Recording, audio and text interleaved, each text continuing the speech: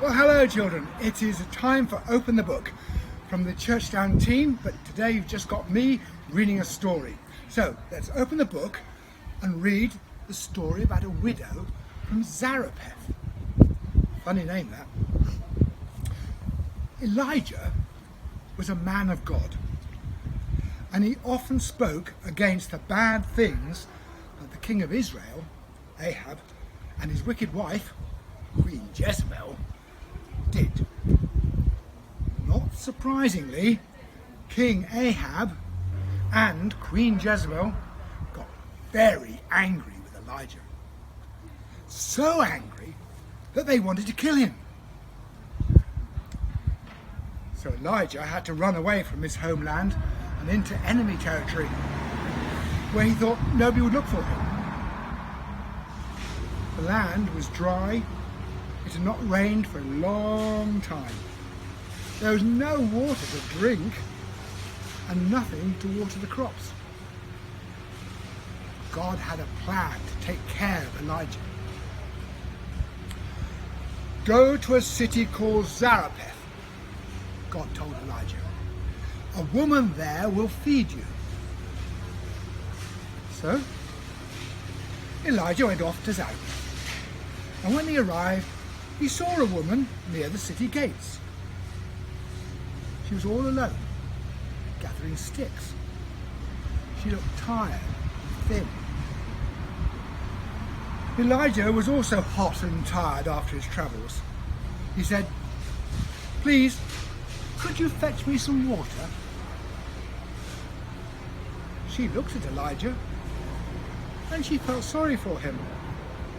So thirsty and a stranger in the town. So she did as he asked. But she wasn't best pleased when he then asked her to bake him a little bread. "I'm sorry, sir," she said. "I am a widow. My husband has died, and I have no one to look after me and my son. And I only have a little oil in my jug and a little flour in the jar. When I've gathered these sticks, I will make a little fire and bake a very little loaf of bread. And my son and I will eat our last meal, and then we will die."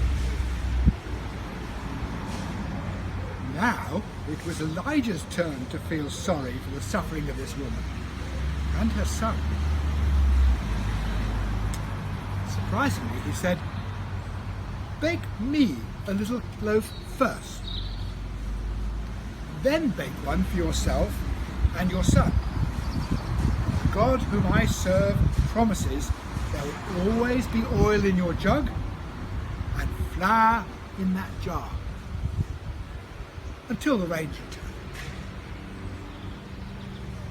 So the woman did as Elijah asked, and sure enough, the oil in the jug and the flour in the jar went very far indeed and did not run out. Elijah stayed with the widow and her son there in enemy territory. Then one day, something very sad happened. The boy fell ill and died. The widow went to Elijah, and her heart was broken. Elijah's heart was broken too. Yes, she had lived in the land of the enemy, but he had looked after him, and he had grown to care for her little family. Elijah felt pain and grief, and he knew he must act to help her.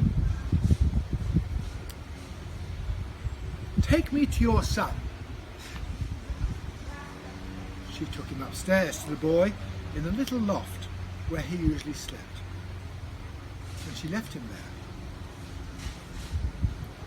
Elijah knelt down beside the boy and prayed a prayer.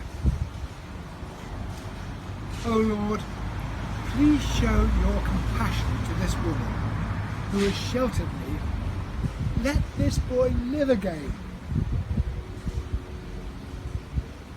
nothing happened. The boy did not move. Elijah thought of the woman who had looked after him.